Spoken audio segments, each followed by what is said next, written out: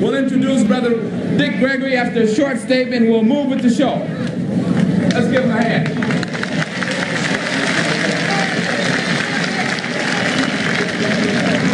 Quiet, please. I would now like to introduce a man who has been involved in this struggle since the struggle began. I would like to introduce the next mayor of Chicago, Mr. Dick Gregory.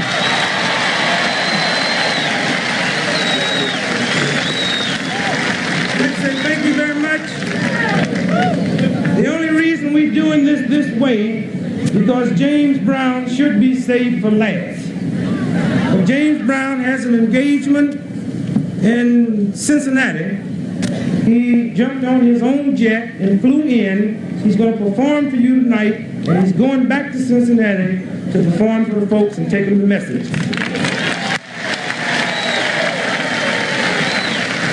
So right now we say it's showtime, and let's have a nice round of applause for the wonderful one that you'll hear more about later, great James Brown.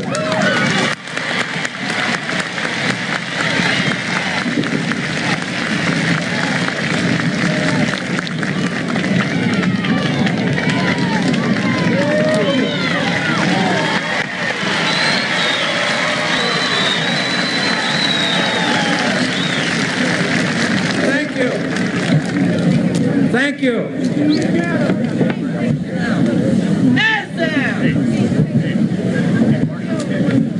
I don't think I have to say that we should all be proud that James Brown flew his jet down here. And I won't take your time. We're going to let you enjoy James Brown. I want to present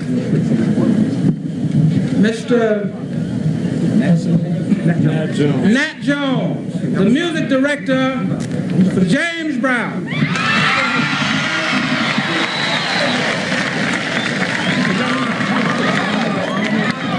Hello, how's everybody? We're anxious, very glad to be in Jackson, Mississippi this evening. We had a most dynamic show lined up for you. Also,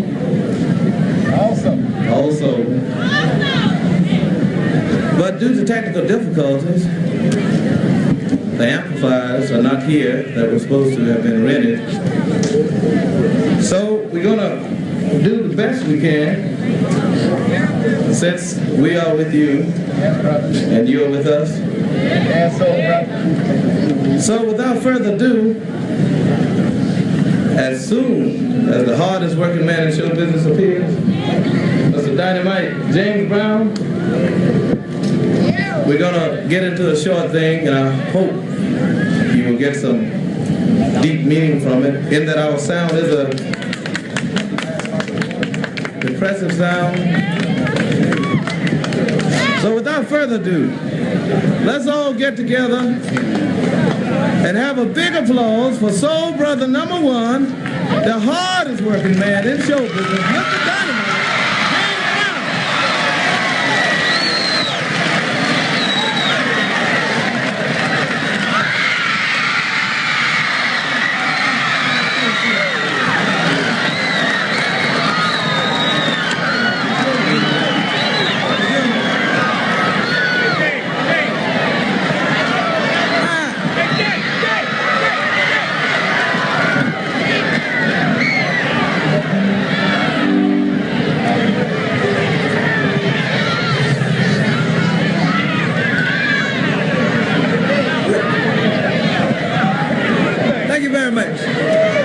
So we're going to do what we can with what we got. So everybody try to enjoy the show, okay?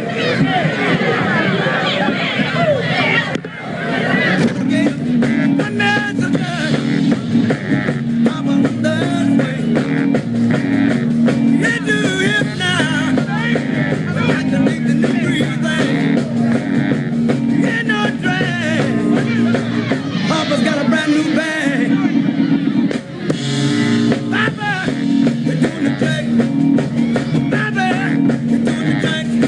You're doing the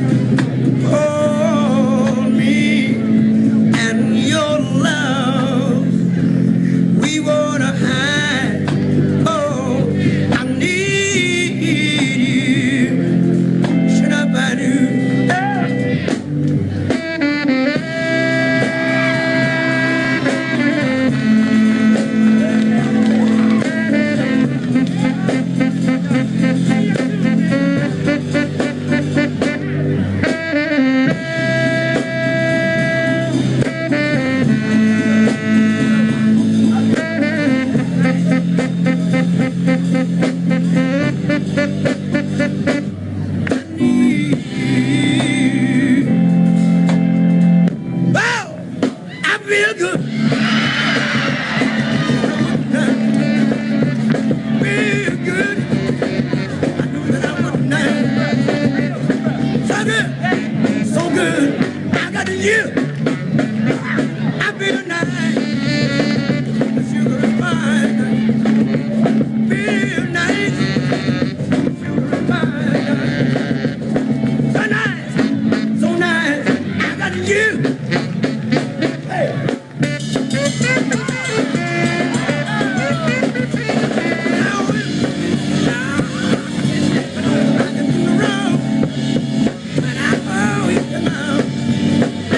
Do me no harm.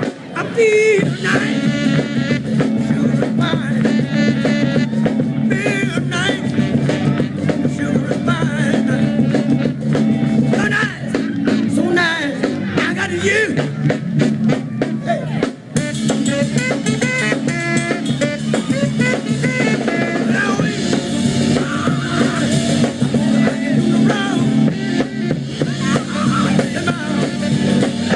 Do me no harm. I feel nice. Sugar is fine. Feel nice. Sugar is fine. So nice. So nice. I got you. I feel good. That I wouldn't die. Feel good. I knew that I would. So good. So good. I got you. So good, so good, I got you. So good, so good, I got you.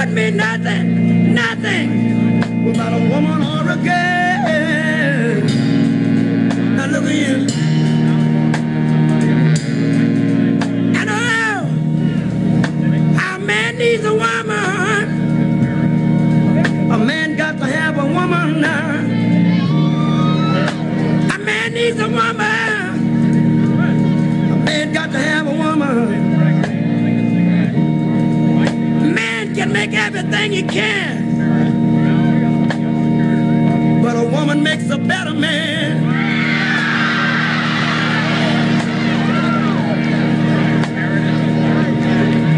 Don't worry about the motion of the ocean, but just be there, baby, when I take a notion. A man needs a woman. A man got to have a woman. There's one more thing I want to say right here. I want everybody,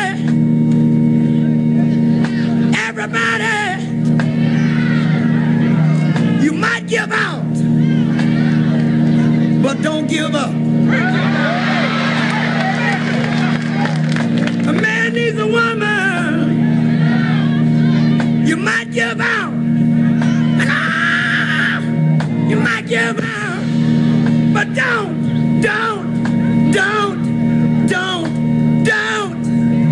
give up now.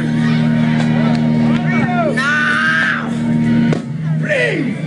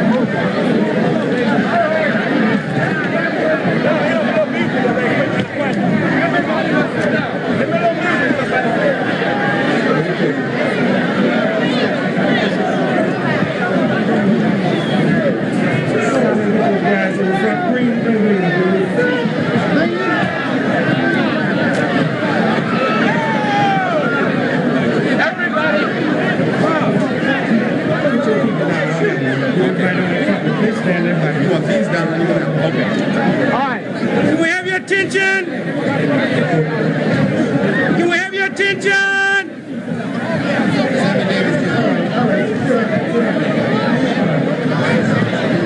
Can we have your attention?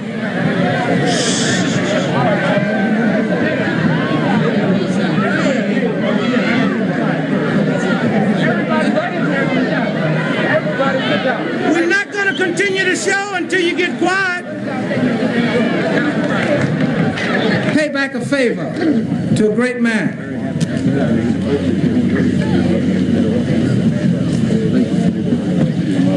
Sammy Davis Jr. 2 years ago in Chicago told me in his dressing room after a performance of how much agony he had suffered because I was in the audience and the security people had told him not to introduce me. I thought Sammy was just giving me a line. But the very fact that Sammy is here, as he's always been here when there was a cause involved, I think is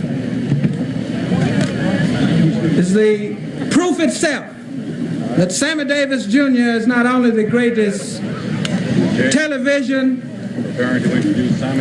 movie, and singing star in this country, but also one of the greatest of Americans. I want to present to you my friend, Sammy Davis Jr.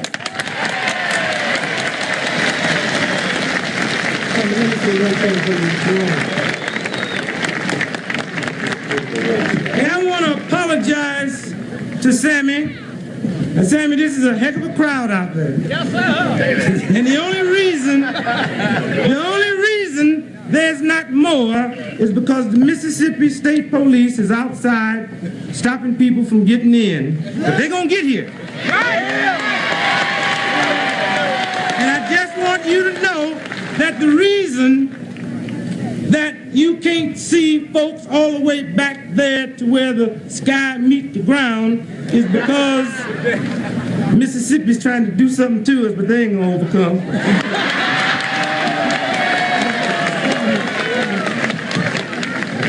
I would just like to say that it is a gas to be here. I am honored. I am thrilled to be here on this occasion, and I'm glad to say some words. I'm glad to see the television cameras are on because they took me off. You know I'm glad to be here for many reasons. If there is anyone here, I certainly would like...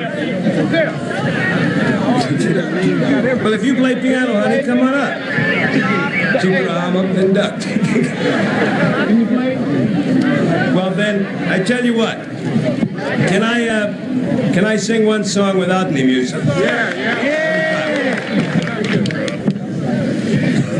This is gas. I ain't never sung in Mississippi.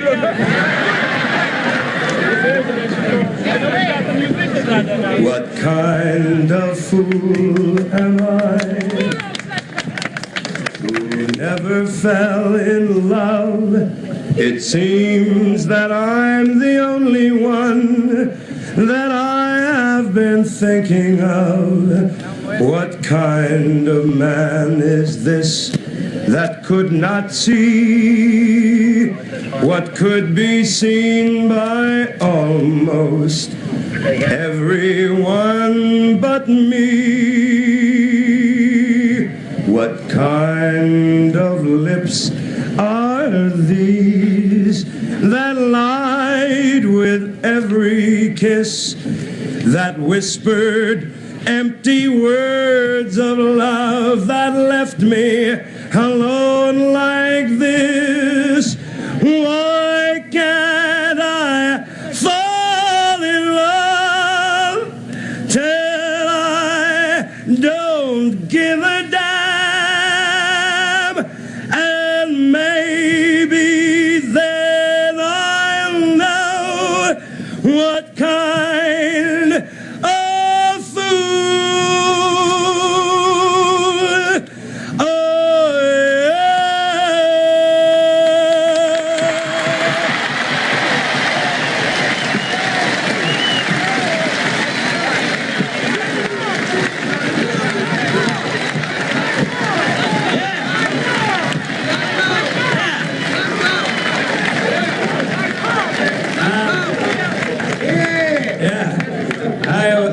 let me do one if I can just get somebody to keep some time for me about here.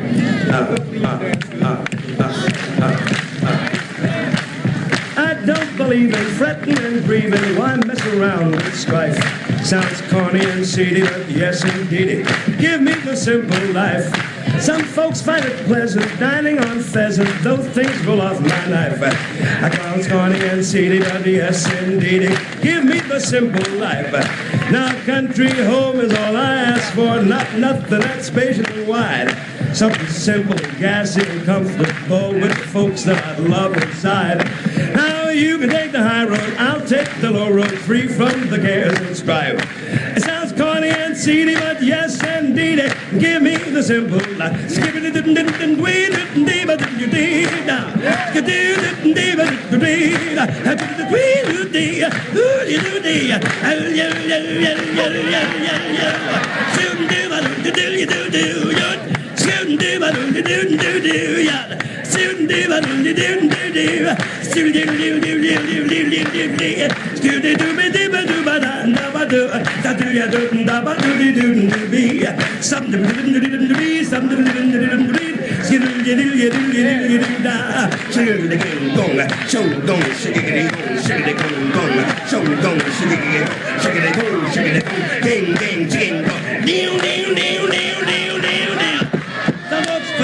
Finding on pheasant, those things roll off my knife. Why you take the high road, I'll take the low road, but give me the simple life. The do do do do do do do. Yeah.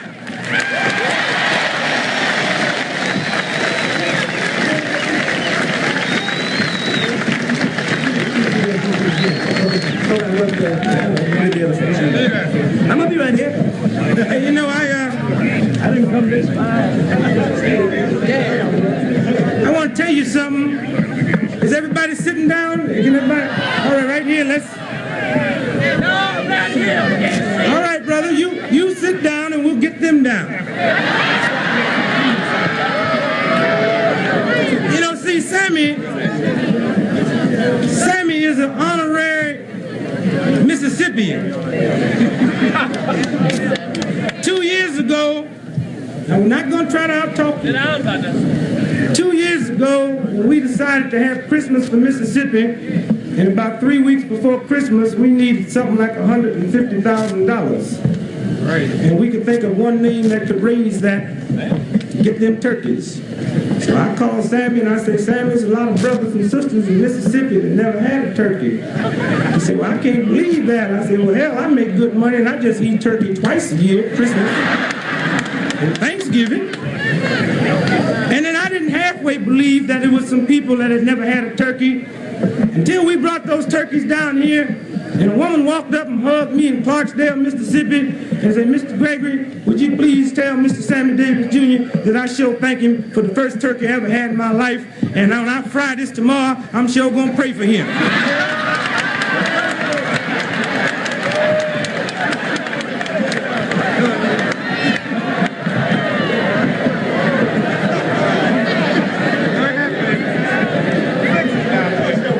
So after everything was taken care of, we gave a woman a turkey, and she called Sammy Davis, and she said, y'all came down here and gave me a turkey, and I ain't got no stove to cook it on.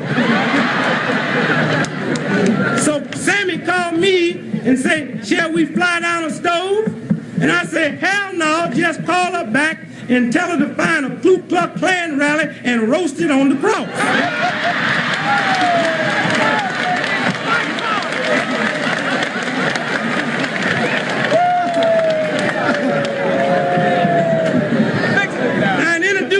We should have said Sammy and his friends.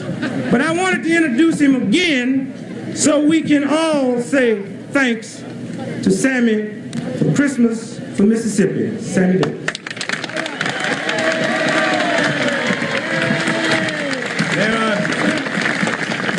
I would like to let you know that out of where they make the movies and everything, there are some people who have supported our cause. pretty good. And when needed, they were able to give the commitment true meaning by being there when needed.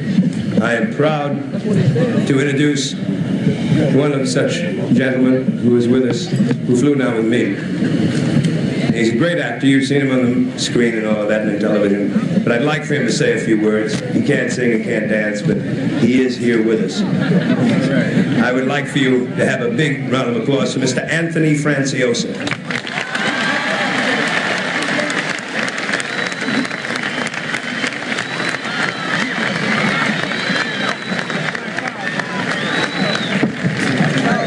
For Sammy's edification, I don't hum either. I just have a few things to say. That I am deeply moved to be here. I'm deeply honored to be here. I've been asked many, many times, and I was asked at the airport in Los Angeles why I'm coming here. And I'm always shocked and surprised whenever I'm asked that question as to going to a cause that as profoundly moving as this one in our country. And I only have a simple answer for it. The answer is that I'm a citizen of the United States. I believe in this.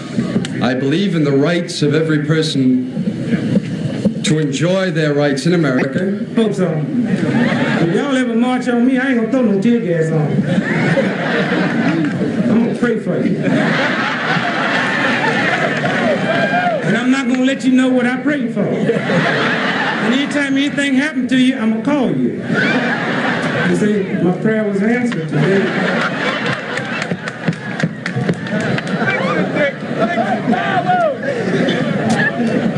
So y'all kind of sit down there. I mean, y'all really got to sit down, because if you don't, there's nothing we can do about it. Not that crowd. So we have a message here. First, Miss Norma Wagner from Rochester. Would you please call home? They said it's call home.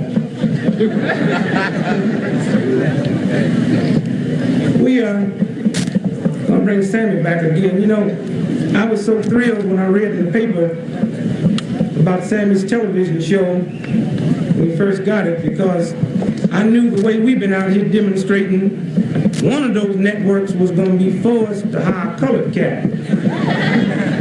But what really surprised me is when they picked the ex-Negro. That's a heck of a compliment, baby, when the networks got to find a colored cat, and the only cat they can get with the talent is my brother here. And Sammy, I want to thank you for the many nights of entertainment. Well, I don't have to tell you many times I caught you. I read in the paper where you said you was kind of nervous to come down here. Well, you wasn't nervous by yourself. Because when James Meredith announced he was coming down here and marched through Mississippi by himself, the first thing I thought about is, man, that's like trying to make love to a gorilla.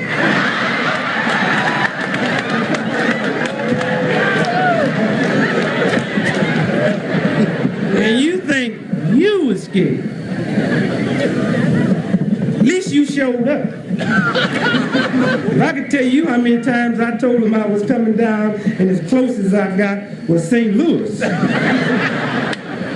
Because my nerves kind of got, well, y'all know what I'm talking about. You did. And I'm still scared. And I'm going to be scared till I leave here. And I was telling all my friends that was coming down from Chicago, I said, if y'all going down to Mississippi this weekend, you better brush up on your Uncle Tom lessons.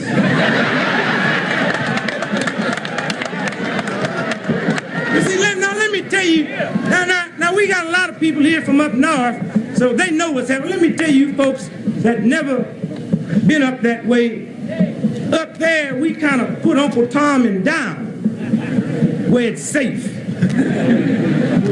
But baby, had it not been for Uncle Tom, there's been a whole lots of times I never would have made it back. tried to get a cat to come down here with me. He was the, now you white folks might not understand what I'm fixing to talk about, but in every Negro community, we have what you call a mean Negro. Now that don't mean nothing to white folks, because all you got to do to be a mean colored cat is just cut up a whole lot of colored folks on the weekend. And this friend of mine in Chicago, he's so mean, he cuts up so much folks, and he's so vicious, he got so now he just go to a tavern, call the ambulance, and they sit out in front of the joint and wait for 2 hours till he decide who he gonna cook.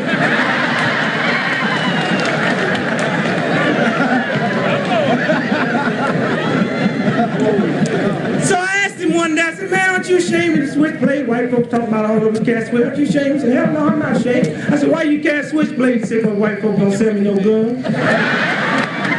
And if they didn't sell me no switchblade, I'd get a mop handle. So when everybody announced they was coming in, and I knew I had to come in, and I was going to come in right this time, so I went and got my friend. Now, I don't have to tell you folks from out of town, because y'all know there's a whole lots of people supposed to be here that didn't show. Man, when we announced in Chicago, we was taking a busload of folks down, cats started burning up their NAACP car. Now, you don't call that draft dodging, that's death dodging. So after all my friends burn up their thing, I said, I'm going back and get this vicious cat.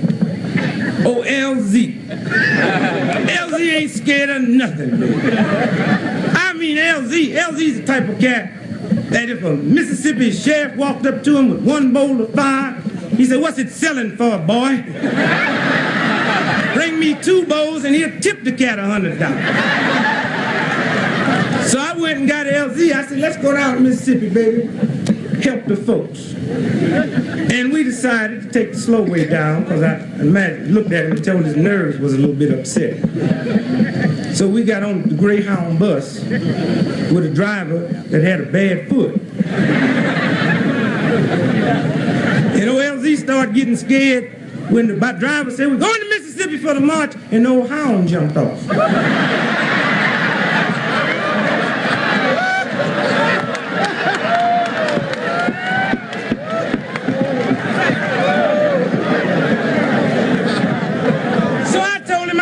You ain't never hurt nobody but colored folks. Now, if you're supposed to be bad, come on down to Mississippi. And old LZ say, all right. So now we sitting on the gray bus, because the hound ain't on, right?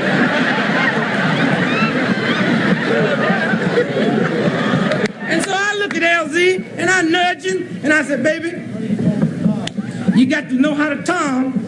Oh, he slapped. You just insulted me, gonna tell me to tom. I said, well, I'm sorry, baby. I just thought you wanted to make it back. He said, boy, and that really upset me when a colored cat called me boy. He said, I wouldn't Uncle Tom for God. I said, where we going? We ain't gonna find God.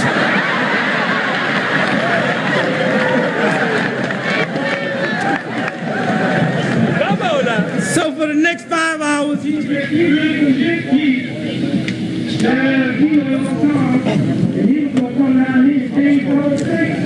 After 20 days and some 200 miles, the march which James Meredith began at Memphis is stopping here. Try it again, sorry.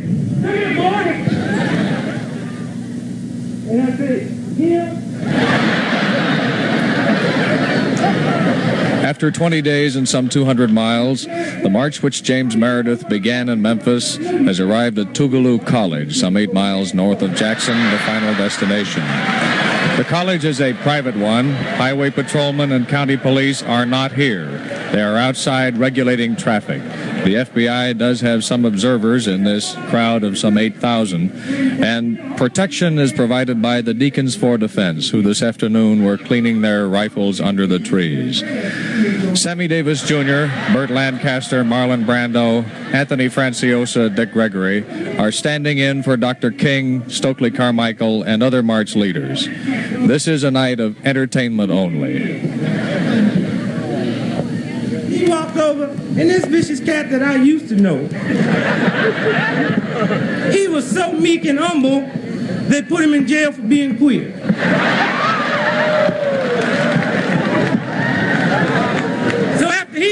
custody don't leave nobody now but me and my wife. And I told him. Yeah, I had you talking about Tommy? Old sheriff pulled up next to the march and he said, "Come in, nigga." And I said, "Buh, buh, buh, buh, buh, buh, buh, buh.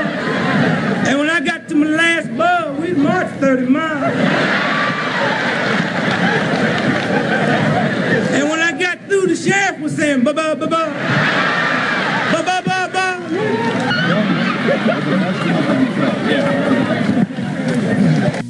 It hit him, so he shoot me. So I told him, I said, "Look, what's wrong with you?" He said, "Well, you kinky head, black face, wide nose, thick lips, son of a..." I said, "Man, why don't you tell me something I don't know about?" He said, "You mean I didn't make you mad talking about your kinky hair?" He said, "How you gonna make me mad talking about my kinky hair?" America. Now that sounds a little extravagant and perhaps a little theatrical to say, but it's a fact. It's a fact that if Medgar Evers, if James Meredith, Dr. King, anybody had faced the danger that they have faced all through the South in trying to do not something special, thank you. That was a mistake. In not trying to do something special in a way of living up to the ideals that we all, because it just isn't done. You all kind of accept each other's involvement in this thing as a matter of course, and you say, well, you know, we all got to do it. It's nothing extraordinary to you, but it is something extremely unusual in the whole world. This is a very special movement. The leaders that come out of this movement, all the citizens that have come out of this experience, will be able to contribute something enormously to a concept of life. You will be able to teach white people something that they have no idea of, primarily because you know what suffering is. You really know it. It's embarrassing for me to talk about it. I don't belong here. Yes, you do. In the sense that when I say in front of the microphone, a lot of fuss and bother is made about movie stars and all that, and one gets their pictures taken, but really it's not fitting that I should stand here. It's fitting that I should stand there and that you should stand here. I'm really proud and inspired to be here tonight and to always have in my mind that there are people such as you who are fighting not only for your lives and for your families, but for an ideal that transcends the movement. And it's an inspiration to every American, whether he likes it or not, whether he's white or not. It touches them. And even the police that are attending this broadcast or on the periphery, little by little, the increments of your behavior affects these policemen. Don't forget it. It affects them. It affects us all, really rather deeply. There are many people who wanted to come here tonight, many who couldn't come, many who didn't know how to get here, many who felt entirely sympathetic, many who were frankly afraid. But that doesn't mean that their hearts aren't with you. It really doesn't mean that. There was something to prevent them. And I can't think of an occasion where I would feel genuinely more honored and inspired, and a people that I would more prefer to be with. I feel that you all are an important segment in American life, in that you really are the creative political force in America. Nobody else is that. Right.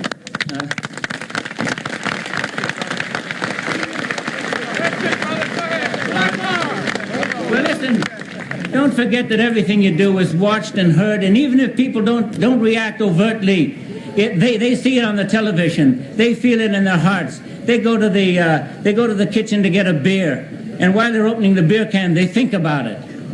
And you've taught us all something. You've taught us all something extremely important, and it has to be known, it has to be publicized, and I'm very glad to be a part of it, and I'm sorry that I have to be up here saying this to you. I would much rather be down there listening to all your views, because I have a great deal to learn like any white man. I don't know what it's like to be here. It's another country to be here. I want to hear it from you. All right, baby. I'm with you all. As long as there's trouble, I hope I can be a part, and I'll be there anytime I can. It's a great honor to be here, and thanks very much. All right.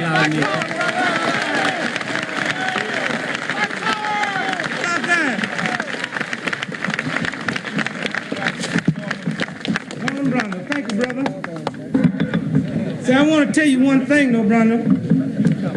You said no white man knows what it is to be here.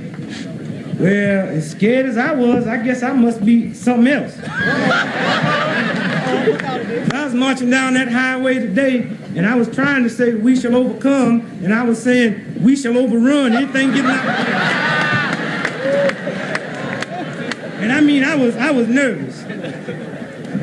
And Sammy, when you get through, I'd like for you to kind of get with me and teach me some acting lessons, because I just finished doing a movie, which was a heck of a movie. And I really want to be ready for this next one. The name of the movie that I just finished is called... Because I don't speak loud anyway. You know why I don't speak loud? Why? When I was small, see, I was loud. My mama used to tell me all the time, colored folk are always loud, so I stopped being loud. But you're still colored folk.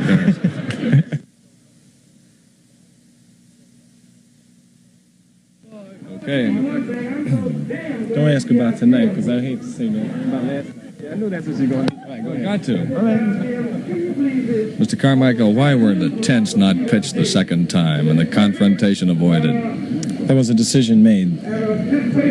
Tents were not pitched. The decision... When I told him that, I called up the police chief out in San Francisco and said, hey, baby, the Chinese start having their little thing. I said, tell the police, don't sick them dogs on them. If we put these dogs on anybody that's riding, I said, they don't never put them dogs on some cats that got something like 688 million cousins in Red China. Because if them cats in Red China ever start singing, we shall overcome, they're going to do it.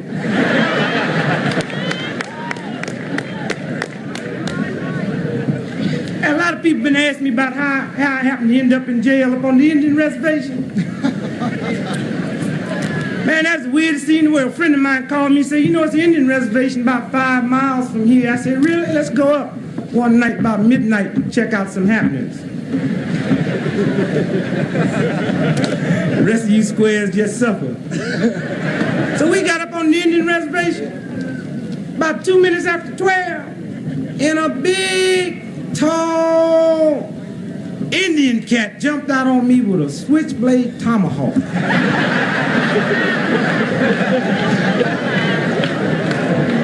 And said, Black power.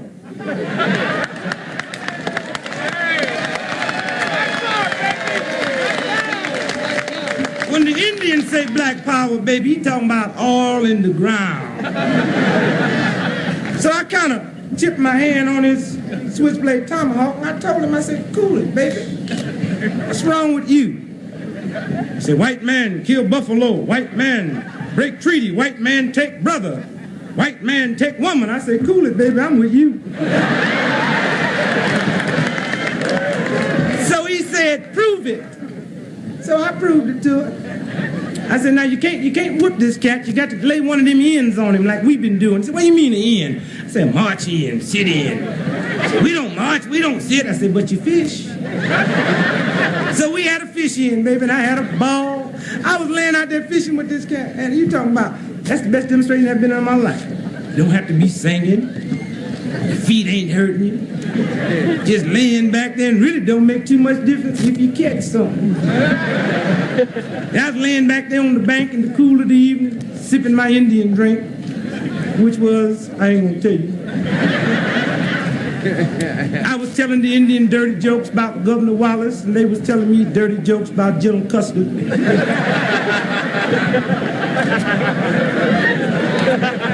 And you know, a lot of people been asking me, they said, Greg, will the Indians ever overcome? I said, yeah, baby, they got a lot of strong leadership up there on the reservation. Yeah, I talked to them. Dr. Martin Luther, Young Eagle, Adam Clayton Light Cloud. Oh, they into something, baby. I don't know when I'm going back. Y'all scared me so bad down here. You talking about some heavy time? Let me tell you, the first time I came to Mississippi, oh, Gee, I tell you, first time I came to Mississippi, oh, I'm gonna tell you, like, you know when I was down there in Greenwood, Mississippi, and Tommy, because Uncle Tomism ain't nothing but finesse. And the cat got in behind me.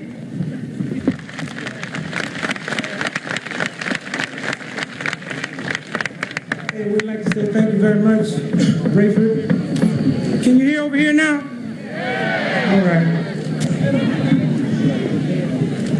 I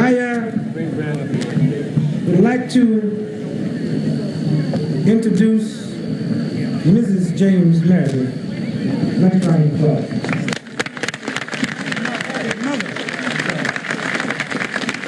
James Meredith's mother is here, and I'd like to say thank you so much. And I know how James feels.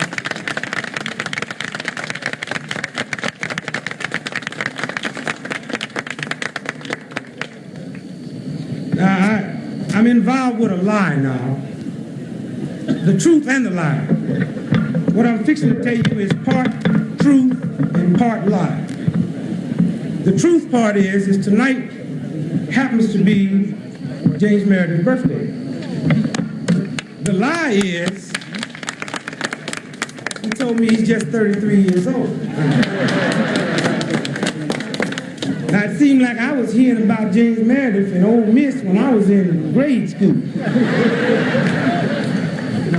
No, he really told me how old he was, and we had a birthday cake for him. But had we put all the candles on the cake that should have been on there and brought it out here, you people would have passed out from the heat. So let's bring Sammy up and bring James out. And Sammy, would you lead us in singing Happy Birthday, James Meredith?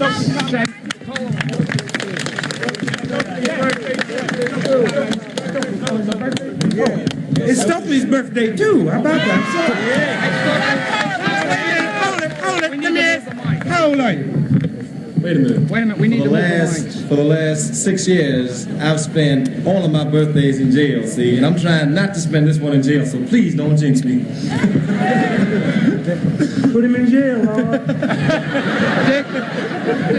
Dick, hey, Dick, we have to move this mic back here, this big one. This one? Far back here. Driving. It's over.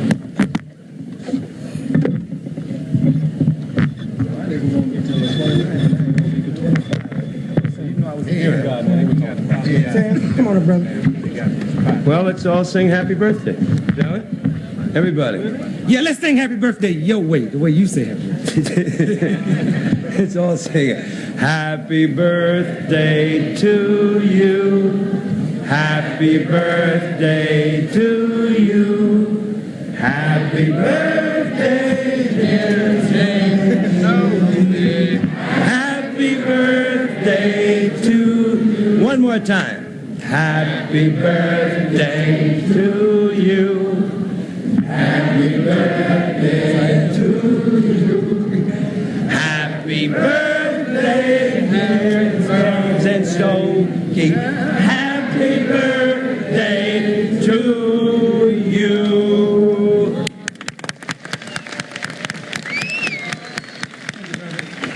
Thank you, brother. Now let's say hello to James Meredith.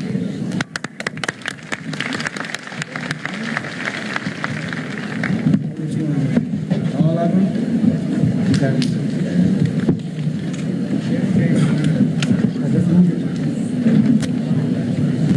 Thank you, Sammy, and all of you lovely people. I just want to say tonight, thank you. I want to say thank you to James Brown for coming here to be a part of this program. I want to say thank you to Sammy Davis Jr., Marlon Brando and company for coming here to be a part of this program. I want to say thank you to all of the other stars who will come here tonight to entertain you. I want to say thank you to all of those stars who wanted to come here tonight, but because of the short notice and other commitments, were not able to come here.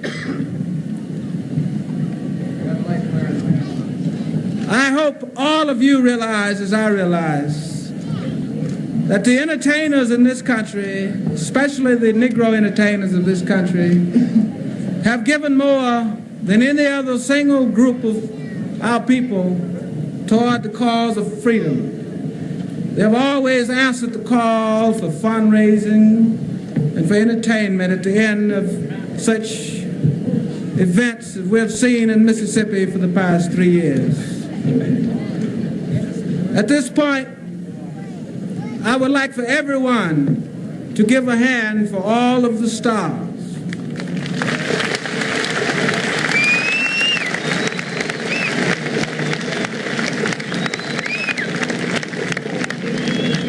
And now, I want to say thanks to a few other people. First, maybe we should mention some people that we don't want to thank. The man that shot me. But I want to thank all of the leaders of this country who came to Memphis and to Mississippi to take up from the spot where I left off and carry on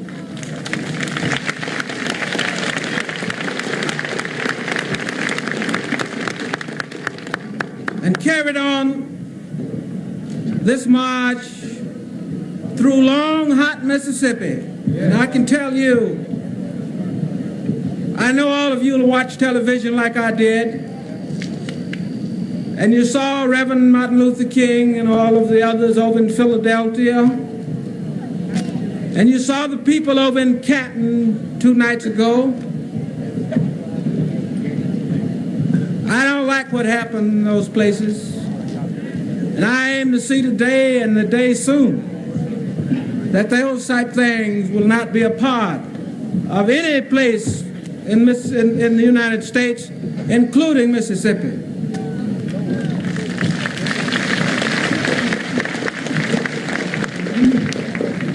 Now we want to say thanks to the people who are often overlooked.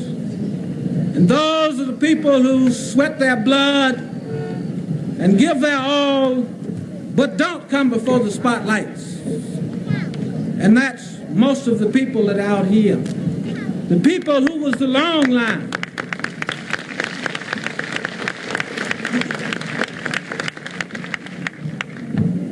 The people who marched today, who came from all over Mississippi to join the march today. To the old, and there were a lot of old people there, some even were fainting. To the women, although you women know I think you should stay at home and let us take care of you, but you've been Negro women too long. We know you ain't gonna do that, but I still like it.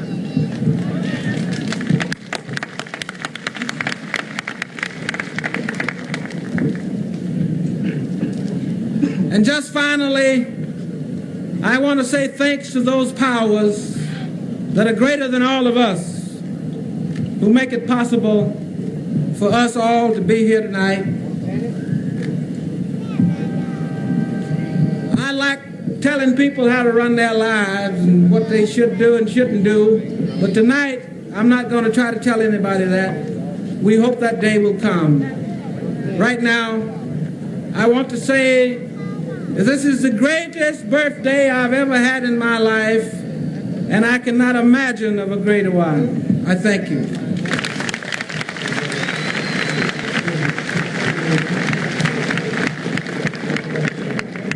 Thank you very much, James, and happy birthday to you and Stokely.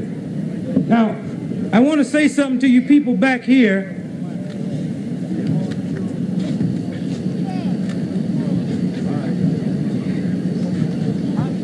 I want to say something to the people back here on the stage.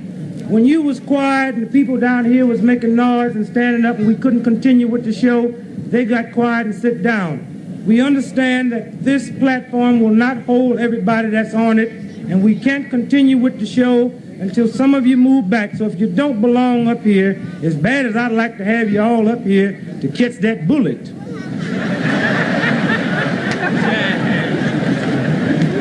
And if any of you Klansmen way back over there in the bushes, get the tree. And I'll pay you. So somebody, give me a monitor back here, will you, to clean this stage off? Anybody don't belong up here, so we can continue with the show.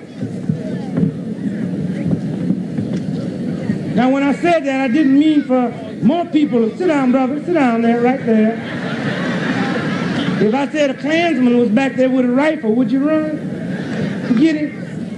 So everybody that don't, please kind of come off to kind of protect us entertainers in case the stage falls in. I have a little kid up here that's been lost, and I've been knowing about it for 2 hours, but the reason I didn't say nothing about it, because I figured his mama take him home, I want him to stay out half the night. But come on up here, son. He's lost here. You enjoying yourself? You want to go home? Do you? You want to go home? Which way do you live? Don't go that way by yourself tonight. Wait here till your mama come get you. Did you come with your mother?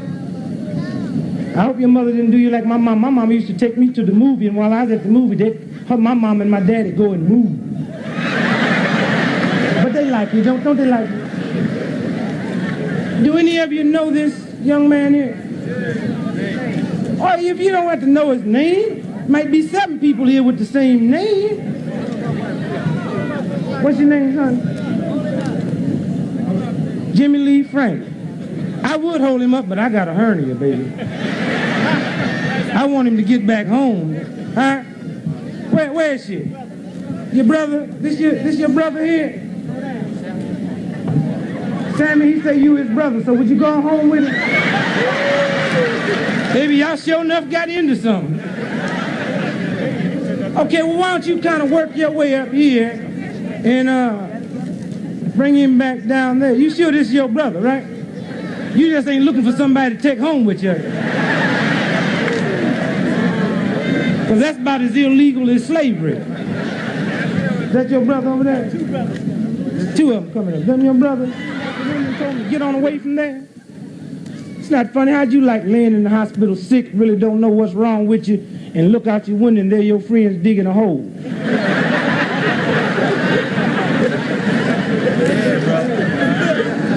But you know why I dig LBJ? Because he like us, baby. He's himself. That's right. You remember when LBJ was released from the hospital?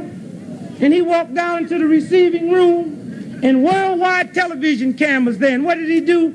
Reached down, pull up his shirt, and showed his scar. Barbecue sauce all over. And you know that upset a lot of people in London. A friend of mine called me from London. Said, what kind of president y'all got over there to show his scar on worldwide television? I said, baby, you better thank God LBJ didn't have a hemorrhoid operation.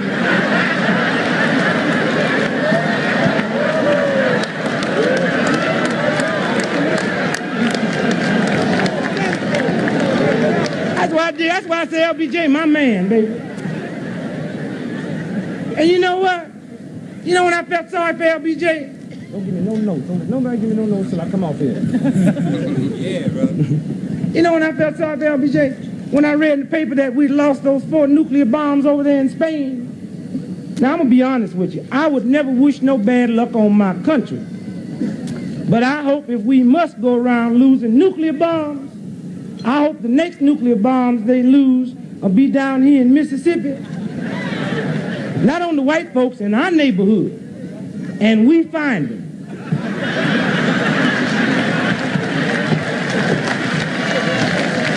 Boy, we'd be sassy then, wouldn't we? I'd get that atom bomb and take it down to the state capitol, baby. No, I wouldn't do that. I'd take it to Governor Johnson's mama's house.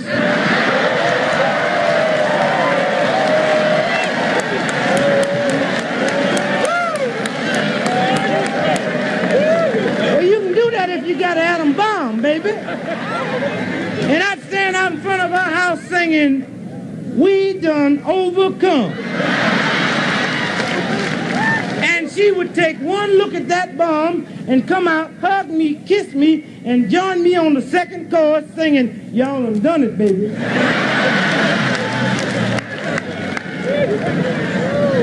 Then you know what I'd do with that bomb? Then I'd take it to Washington, D.C. and negotiate with the president. Now, I don't have to tell you that I'd be dirty, do I? Man, I'd walk right across the White House lawn, stepping in Lady Bird's tulips, kicking them trees down, and I'd get right under LBJ's window, and I'd say, "Hey, is the Birdman in?" "Well, come on down here, because I want to talk to you after you wipe that barbecue sauce off your lips, boy." Oh, you can do a thing when you got the bomb. Oh, you know he'd rush down, clowning. I said, "Cool it, baby, before I get this bomb to the black Muslim." Yeah, brother. And I would give LBJ his bomb back after he made me president. And the next day, I'd be president. And I'd be fair. I would. I'd get one white cat and put it in my cabinet. And since LBJ was good enough to give us the first colored cabinet member, I'd make LBJ my all-white cabinet member. I'd make LBJ Commissioner of Barbecue Ribs.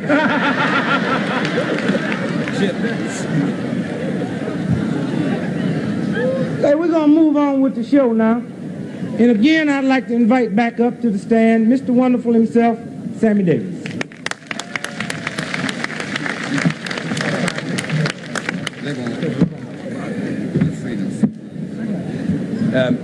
Hello. Hello. Where are we? Hello. One of these mics won't work. Hello. When it is all settled and the names are written down, there have been many names, and many whose names will not be listed. The one name will be remembered, I'm sure, among those who gave, those who constructed, those who gave of their life, their time, their thoughts, every waking minute, because of what had to be done. And I would like to hear a big hand for such a man, Mr. Stokely Carmichael.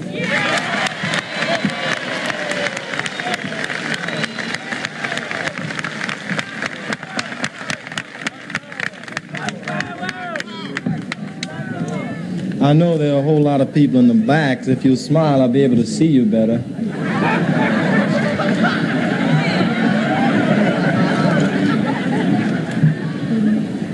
Now, you know what I usually say. A lot of people tell me they like what I say, but they don't have the nerve to say it, or they're not young enough to say it. Well, I'm young enough to say it. You know what I need to say. Black power. But I'm not going to say anything tonight because I came to party just like you. And I came to dig the show. But I want to see everybody, I'm talking about everybody, out there tomorrow so we can show them folk that for once we're going to stand up and tell them where it's at.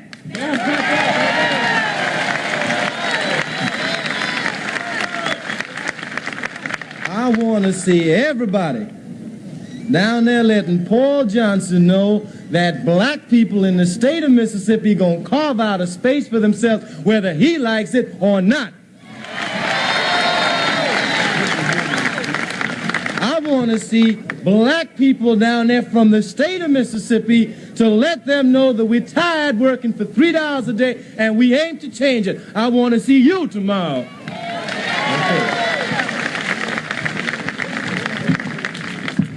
I want to tell you something.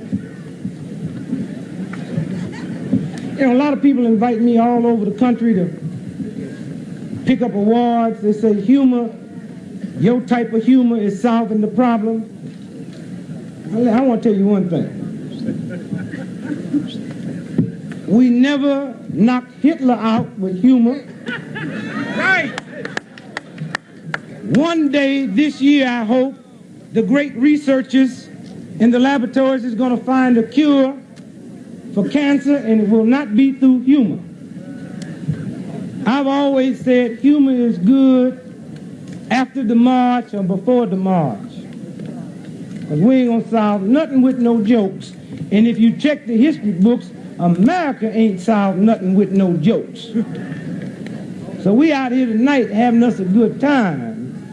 But we going to march on the thing in the Union. And when you see me out there, I ain't going to be telling no jokes.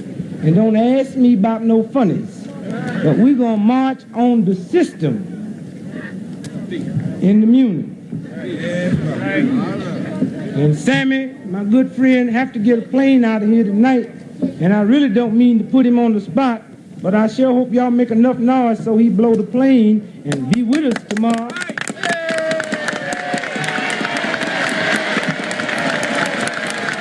He's got a march.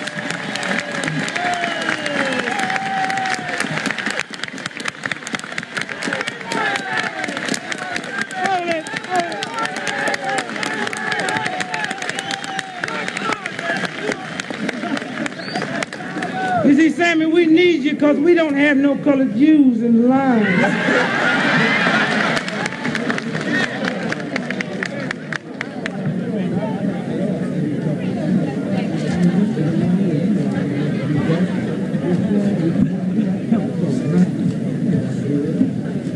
Sammy, can you possibly, if they demand...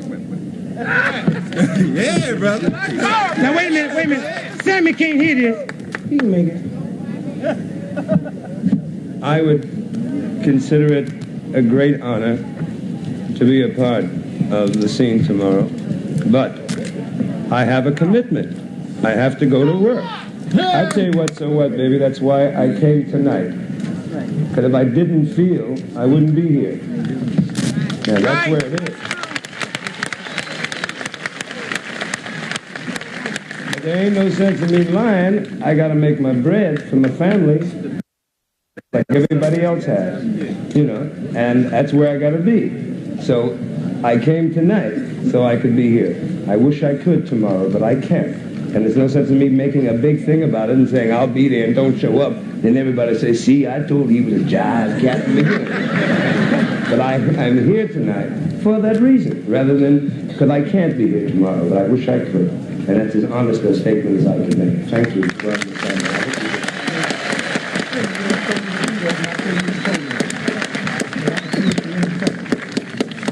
You know, I knew Sammy couldn't be here tomorrow, but I just wanted him to know that you wanted him here. That's all.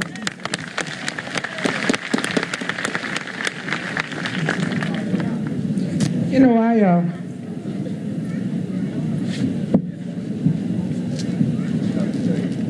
man, y'all feel safe up in them trees with the lights on you?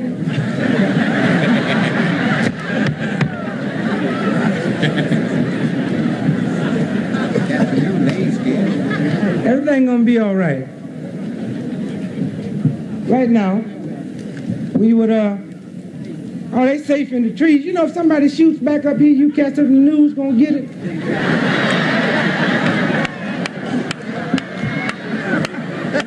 Anytime one of you cats get shot for us, the news gonna get good.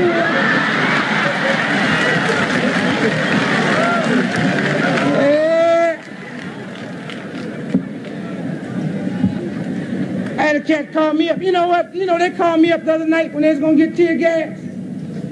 Hey, baby, you want some action? I said, yeah, man, you know, I always look for action. He said, the cat said he's going to tear gas tonight. Well, I don't look for that kind of action. Now, wait a minute, I ain't scared, but I feel hell being born black in America. I got enough to cry about already. You don't have to put nothing in my eyes. Again, ladies and gentlemen, we're going to bring up the great one, Sammy D.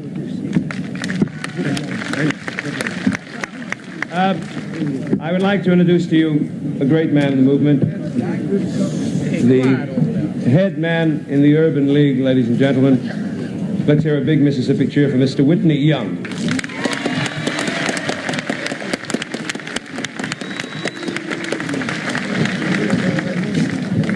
Thank you very much, Sammy Davis, Dick Gregory, the leaders of this great march, Stokely Carmichael, Mr. McKissick.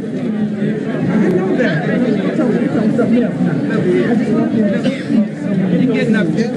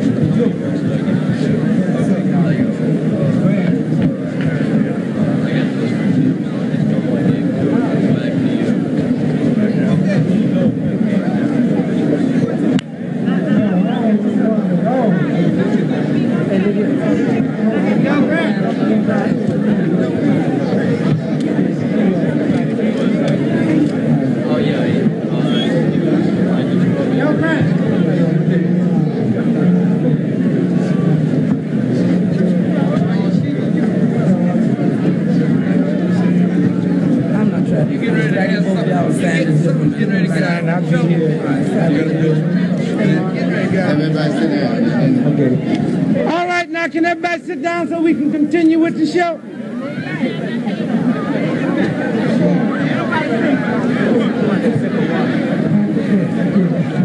I'm trying to take it off. Sammy. Sammy. I'm just Sammy. Where's Sammy?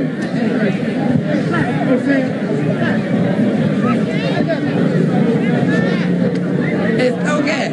Come here and put the name on it with everybody else. Come on, man. Oh, there. All right, let's everybody sit down. We're going to bring Sammy up to do another number. You want another number? Well, tell him you want one.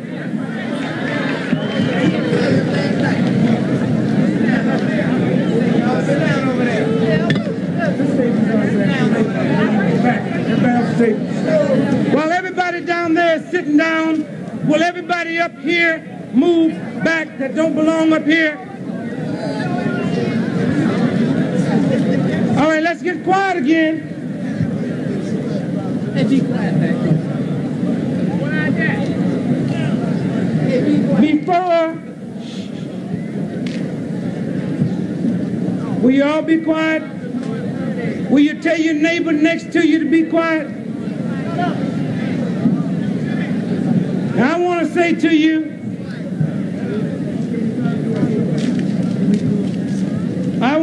to you, thanks a million for going by the ground rules, and the rules was if anybody stood up, and you people got to sit down there, because those people got to sit back there, got to sit down. That's the law of the game. We will not continue with the show till you people sit down all the way down this line here. Come on, brother, right here. You sit first. Just make like you in church and you kneeling and you praying. And if sitting down means you can't hear the show, pray. You get some credit. All right, let's go here. Everybody here, either sit down or move over this way. Hey, Dick, that's all right, man. We gotta get going. We're gonna move. I just want to quiet, baby. All right. I would like to say on behalf of all of you, I would like to apologize to Sammy Davis Jr. because we were so busy marching, we forgot to get drums, piano player, and whatever else goes along. And if you clap loud enough in apology, I know we don't need it, baby. I know we don't need it. And just say, we sorry. Give him a hand, because we are sorry.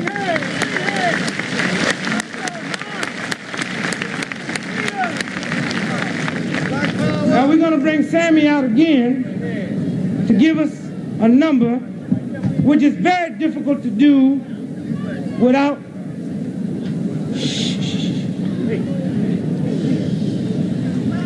See, the reason I have to apologize, because if Sammy would have came in without his piano player, he would have apologized. Huh? You play piano? What are you saying? Say it loud, so we can hear you. So now we'd like to turn you over for another little tune, the great one, Sammy D. Thank you. Once again, we're going to try this without any music. So,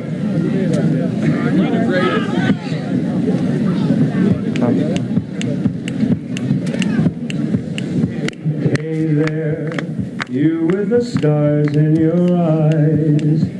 Love never made a fool of you. You used to be too wise. Oh, hey there, you on that high-flying cloud. Though she won't throw a crumb to you, you think someday she will come to you. Well, you better forget her. Her with her nose in the air. She has you dancing on a string. Break it and she won't care. Won't you take this advice I hand you like a brother? Or are you not seeing things too clear? Are you too much in love to hear? Is it all going in one ear and out the other? As long as she needs me, I know where I must be. I'll cling on steadfastly as long as she needs me, as long as life is long. I'll love her right or wrong, and somehow I'll be strong as long as she needs me. If you are lonely, then you will know when someone needs you, you love them so. I won't betray that trust, though people say I must. I'm gonna stay true just as long as she needs me.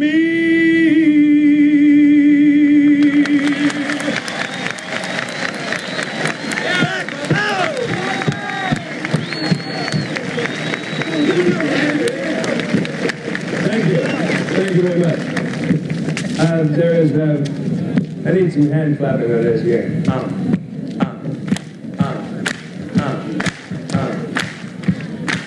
They heard the breeze through the trees, singing weird melodies, and they claim that as the start of the blues. And from the jail came away from a downhearted frail, and they named that as a part of the blues.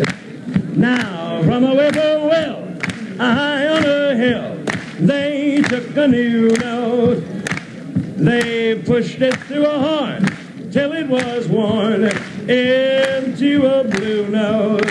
And then they nursed it, they rehearsed it, and then they gave out the news that the Southland gave birth to the blues. From a whippoorwill high on a hill, they took a new note. Yes, they pushed it to a horn until it was worn into a blue note. And let me tell you, they nursed it, they rehearsed it. When they were ready, they gave out the news that the Southland gave birth to the blues. Don't you know that they nursed, rehearsed, and gave out the news that the Southland gave birth to the blues? Yeah, yeah.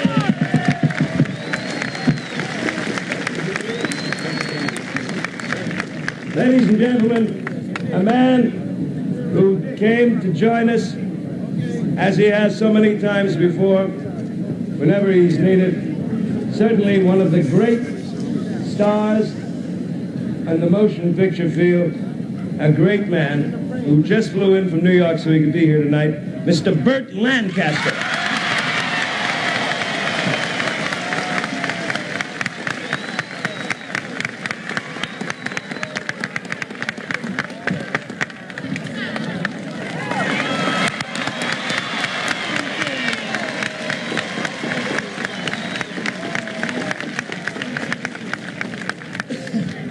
It's always at a moment like this that I wish I could sing a song. Well, you all know why I'm here tonight. I'm here because I'm an American citizen. That's why.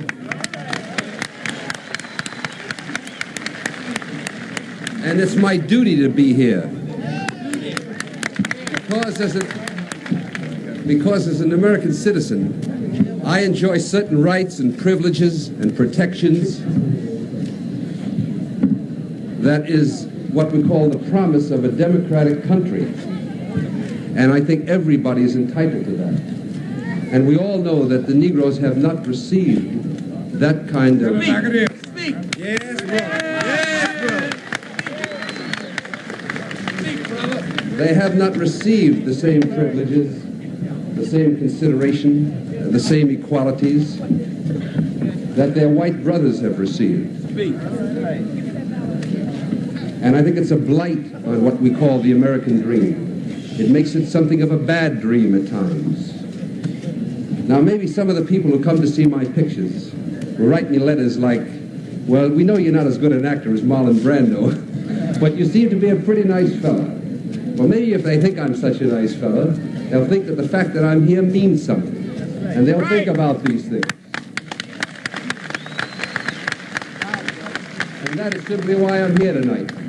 To give what little support I can give by my presence, and to tell all of you that I believe in what you are doing, and that you must continue to do what you are doing, to make the white people of America understand not your needs and their responsibilities and their obligations and their duties to you as fellow American citizens. Speak.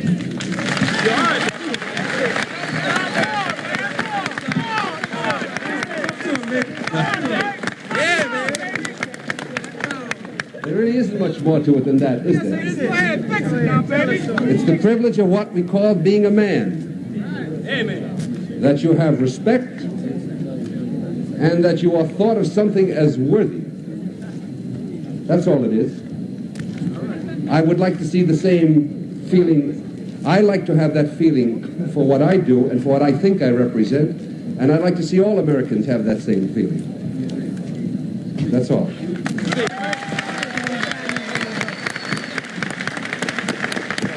Thank you, Bert, baby. Hey, you know what? Everybody been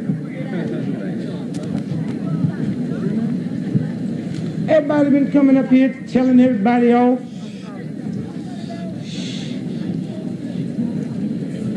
Now hold it, cool it. Hey, brother, when you stand up, the folks can't see. That's right, brother. Everybody been telling everybody off up here tonight. Now I'm going to tell everybody off. Yeah, go ahead. Hands for Dick Gregory.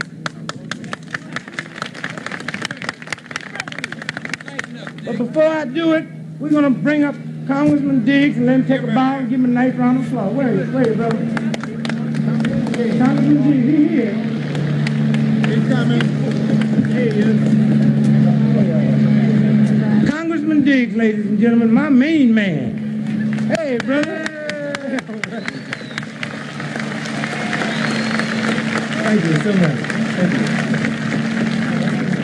you. Now, can I tell everybody off? Yeah, baby. Tell him off. Everybody you told off. Wait a minute, hold it now. Shh. Hold it, wait 1 minute till the plane quit flying. Hello, brother. You ain't seeing no free show because we didn't charge anyway. And I hope you crash into your mama's house.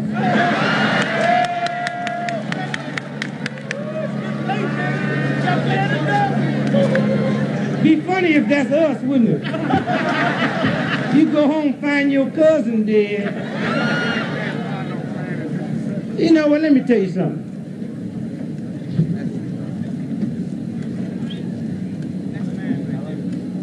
Baby, look, hold it for 1 second. Will you? Hold it 1 second. You got people down there trying to see. Ain't nobody rushing off nowhere. I want to tell you about an obligation. And I want to tell you, it's my time to tell everybody off.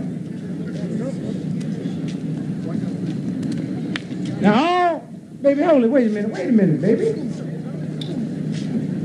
Everybody was trying to get,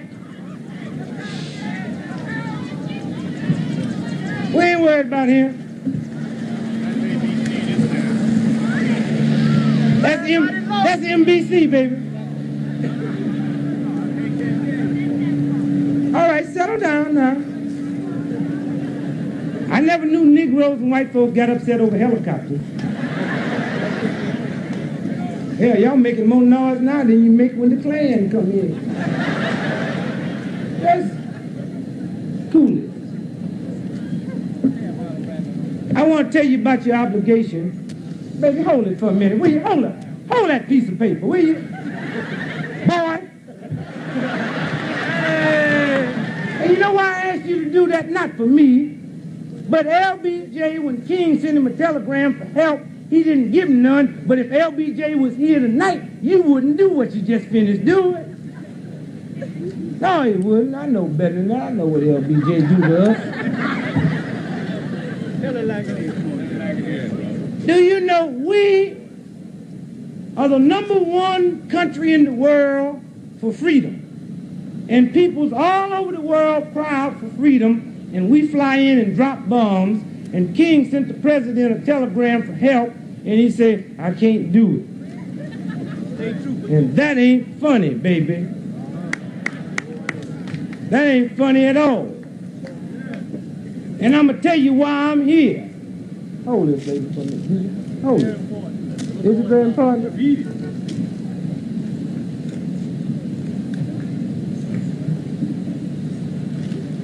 Well, bring him on up here. You ever fella lost? Who is? Bring him up here and let us show him off. Come on, bring up here and get on Candid Camera, man. They back there. They take Candid Camera taping the show for next week. Bring him on up here. Bring him on up here and we'll show him off and find out whose son it is. Bring him up here. They ain't got that boy. Oh, you have a boy that's lost. You in trouble. I got 5 kids, and I just talked to 3 of mine tonight, and they said they don't know where the other 2 is, and I said, good. Let me say this here. Anyone lost, would you come up here after the show is over? And anyone that's missing someone, would you go home? No, if you're missing someone, come up here. And if anyone's lost, come up here. And if you find anybody next to you that don't know where they are, where they're supposed to go other than a woman, bring them up here. Now, I want to tell you why I'm down here tonight. Because James Meredith did not get shot in Mississippi. He got shot in America. Yeah.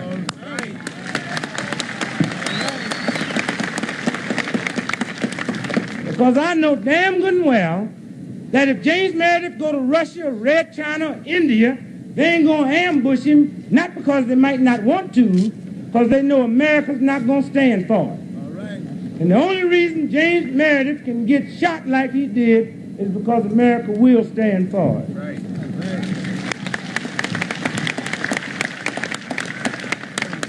Yeah, bro. Now, this is the problem that we are confronted with today. And this is the problem that black folks and white folks got to understand we confronted with today. Tell it like it is. Tell it, Gregory. I might get drafted in the Army in the morning, and I got 5 kids to go to Vietnam to guarantee some damn foreigner instant freedom while my 5 black loved ones might get shot in Mississippi. All right, Gregory.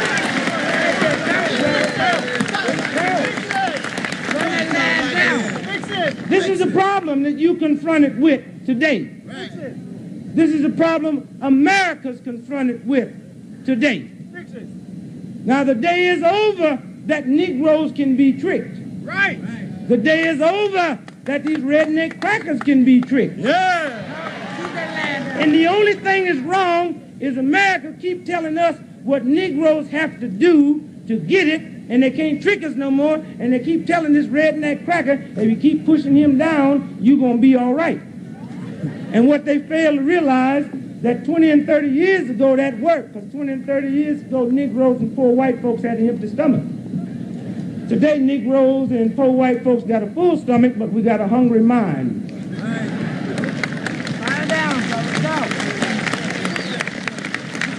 And a hungry mind will not tolerate the same thing an empty stomach did. Empty stomach deals on smell, and hungry minds deal on sound, and the brother ain't sounding right to us no more.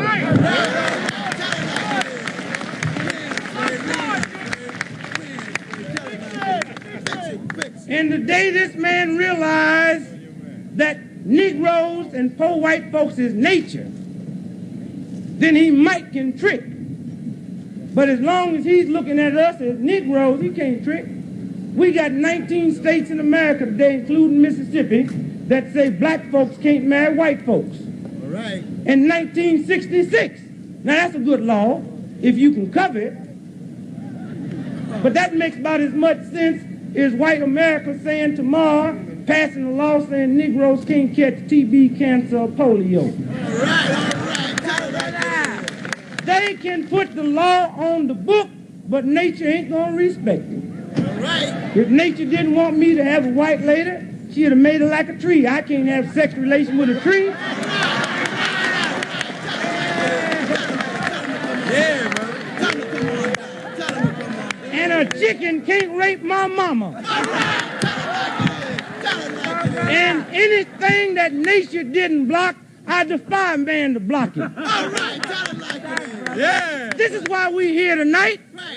Because the man failed to realize that he's messing with nature. All right. Now, I'll tell you one thing. You can postpone justice for a few minutes, but you can't prevent it. And all you folks on that march today, you found out one thing. The Mississippi State Police can prevent violence anytime they decide they don't want it. All right.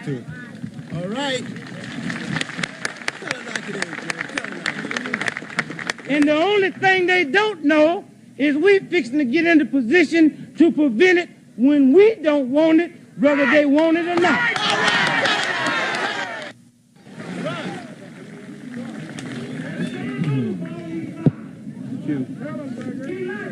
Mr. Evers, what happens to the Negroes of Mississippi after the leaders and the cameras leave? That's a good question, but I think we're going to continue. I know we're going to continue to work on voter registration, desegregate of schools, and continue for equal employment as we have in the past. We feel that this march has hope quite a bit. It has encouraged a lot of Negroes from around the state to become more involved than they have in the past. You were not so sanguine about the march in the beginning. What has changed your mind? Well, actually, it wasn't I was against the march. I was just saying that, and I still say, we only want to march if it's going to benefit us, we who live here, and the march has done that. What exactly has it done? Well, number one, it has registered some 4,000 or 5,000 more Negroes, we feel. Number two, it has given Negroes in the territory which it has traveled and some encouragement, and some nerve, and some determination, and some willpower, and that's what we really need here, and some togetherness. We've organized local chapters in the different areas which it has passed through. We also have organized local people to develop local leadership, and that's what we need. There is a show of unity tonight among the leaders of the civil rights groups. Is that going to last? Well, usually when the chips are down, we're all together. Now, we're not just say divorced. We only have our difference of opinions and our different approach. But when it's time for us to put our shoulders together, we do that. And tonight is a good example of how we all can work together. And no one is climbing for publicity or for glamour, but just to be sure that the job is well done. Mr. Rivers, you have worked for some time for Negro political power in this state. Will black power become your slogan, too? Never in the history of my life, because I have never approved of any supremacy, black supremacy, not white supremacy. And I certainly am not working to go from one extreme to another. And although I live in a county where we outnumber them 3-1, we will never advocate black power. We will advocate equality for all, black and white together. Do you feel that the slogan Black Power has damaged your efforts in raising resistance among moderate whites in the state? I hope not, but it certainly hurt some. But I think that most sound-thinking people know that it's only vocal and verbal, and that's about all there is to it. Because any sensible person will know that 20% of a country certainly can't run 80%, just plain mathematics. And I think that most Negroes in Mississippi certainly want total integration and total freedom for all, not just for Negroes. Integration is not irrelevant then, as Mr. Carmichael says. But Mr. Carmichael only speaks for Mr. Carmichael. He doesn't speak for us. And I'm certainly sure that he doesn't speak for the mass of the Negroes, because we want total integration, equal for all, and justice for all of us. Same as the whites have been trying to tear down and keep us down, and we're going to do the same thing, and we're just as guilty as they are. So I'm only interested in a government of the people, for the people, and by the people. That's all we want.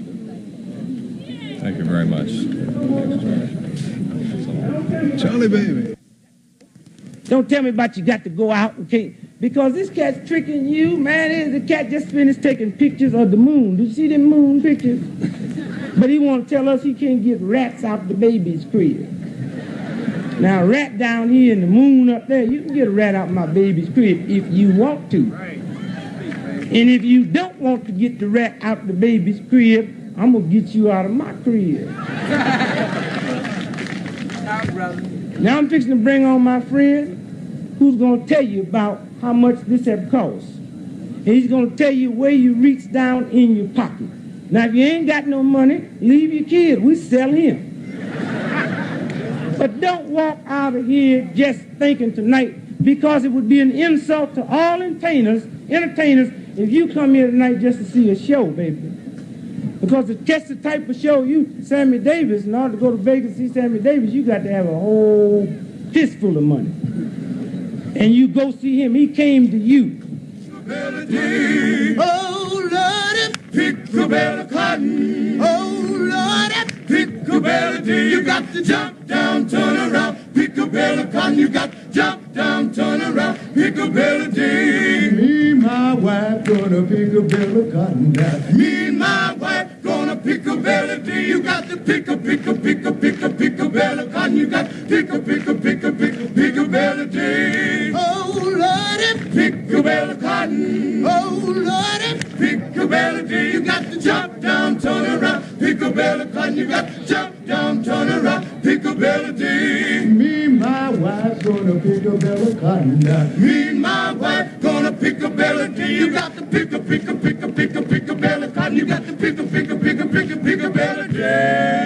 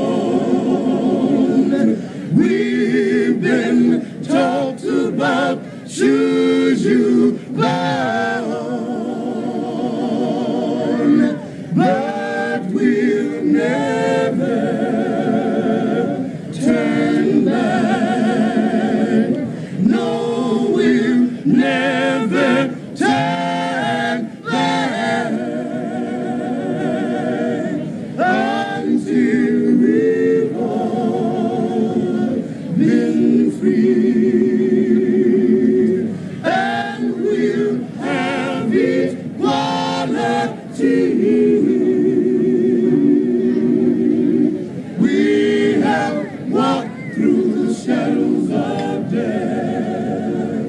We had to walk all by ourselves, but we'll never turn back. No, we'll never turn back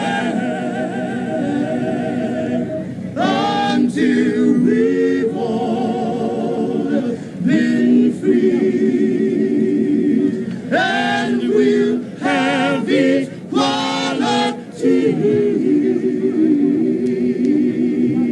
We have hung our heads and cried for those like me who died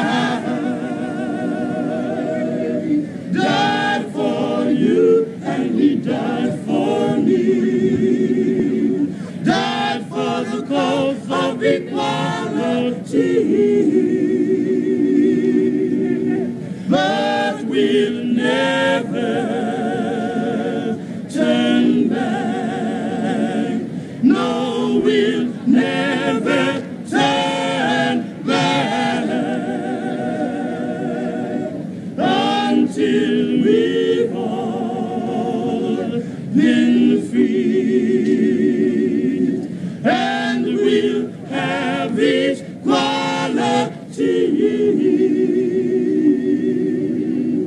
and we'll have equality.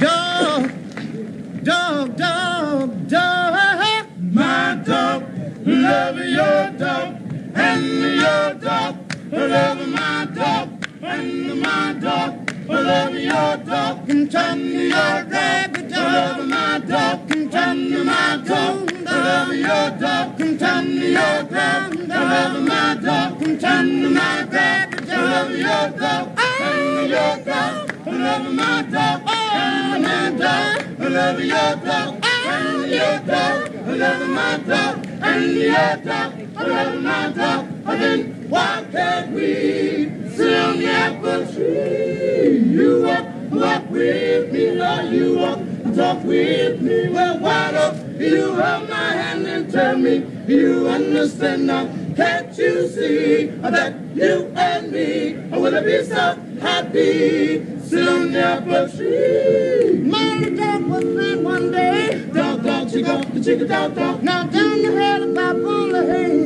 Dog, dog, chicka, dog, dog. Now my dog, he came along. Dog, dog, chicka, dog, dog. Say, let's get together and eat that bone. Dog, dog, chicka, dog, dog. Then why can't we sit on the apple tree? You walk with me, or you talk with me. Well, why don't you hold my hand and tell me you understand now? Can't you see that you and me will be so happy? Sit on the apple tree. My dog, I love your dog, and your dog, I love my dog, and my dog, I love your dog, and your dog, I love my dog, and my dog, I love your dog, and your dog, I love my dog, and my dog, I love your dog, and your dog, I love my dog.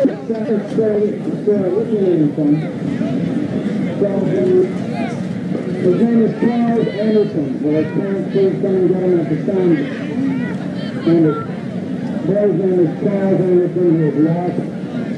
But they put it was his parents first come to the sound day. Thank you very much.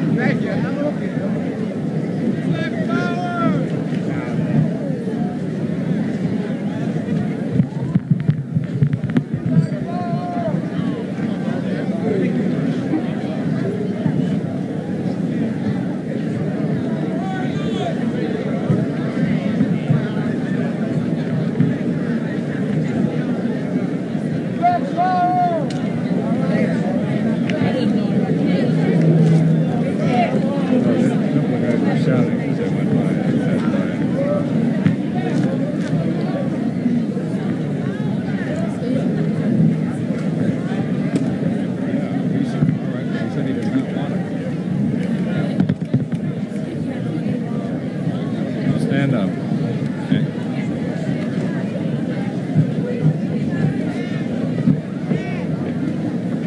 Yes, Bill.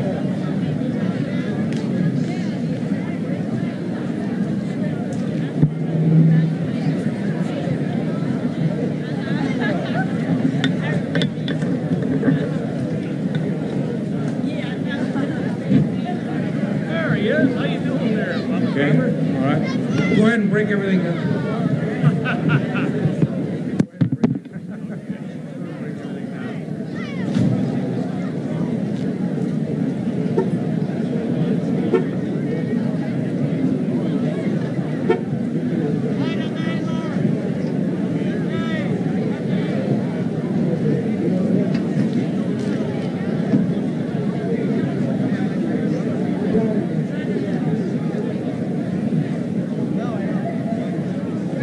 Hello, test. All right. Are you ready? This is a mic test. This is a mic check. A mic check. A mic check.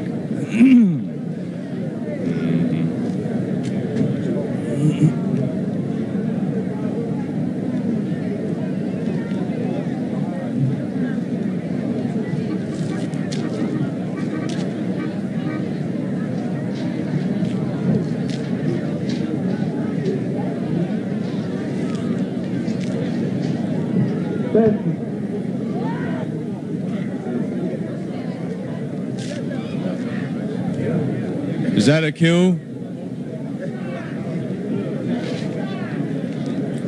With the entertainment, this was a show, too, of unity for leaders who have been unable to keep their differences from showing.